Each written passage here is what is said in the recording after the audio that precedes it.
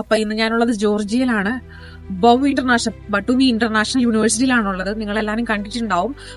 Indian students abroad പഠിക്കാൻ ആഗ്രഹിക്കുന്ന ഒരുപാട് സ്റ്റുഡൻസ് ഇന്ന് നമുക്ക് വരുന്നുണ്ട്. ഇപ്പൊ നീറ്റിന് മാർക്ക് കുറഞ്ഞ സ്റ്റുഡൻസ് ഒന്നും ഒട്ടും വറി ചെയ്യേണ്ട. കാരണം ഞാൻ നിങ്ങൾക്ക് ഇൻട്രൊഡ്യൂസ് ചെയ്തിരിക്കുന്നത് ബൗ ആണ്.